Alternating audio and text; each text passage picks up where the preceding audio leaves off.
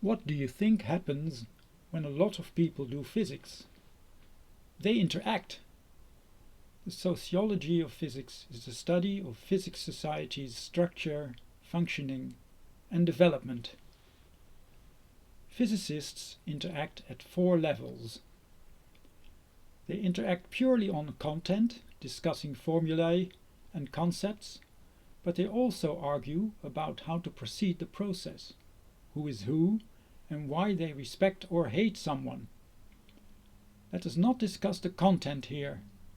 Sociology is about process, relations, and emotions. First, how to proceed. In science, we tell each other that we have to be strict and honest. We have to communicate in the best way possible, by writing almost perfectly and publishing in magazines that everyone will read. In the real world, this is not what happens, because the magazines will be too thick and the quality will be too diverse. Who can we trust? We have selection procedures in place to judge contributions by selector people. Can we trust them?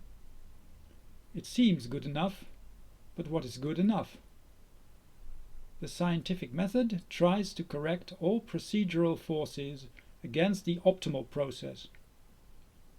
The question remains if the exceptional ideas that are good get enough exposure to be heard. Second are the relations. We organize science in a hierarchical way. We trust people at the top the most. Do we? And should we? Communication is a big part in earning trust.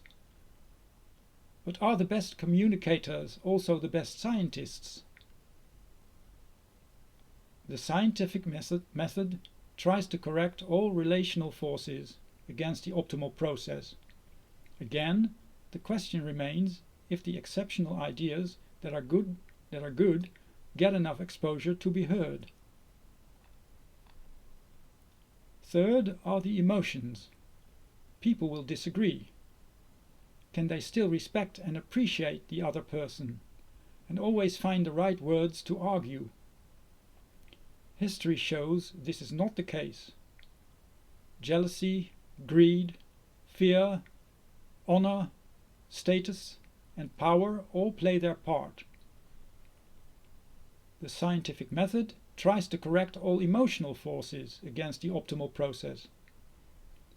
And again, the question remains if the exceptional ideas that are good get enough exposure to be heard.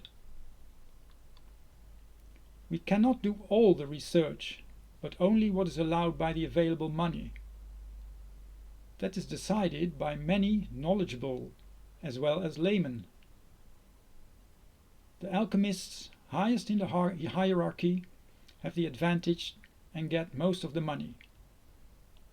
Let's hope this is a good thing.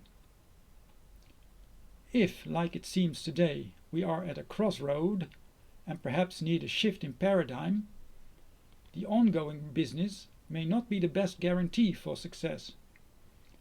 We may need a big step instead of incremental change. We may need a whole new field of physics. Are there people, preferably the best, who dare to take the big step and dare to be prone to ridicule and loss of money? Will they be given the opportunity? Will it be recognized? Let us hope we can trust in the scientific method to correct all wrongdoing eventually.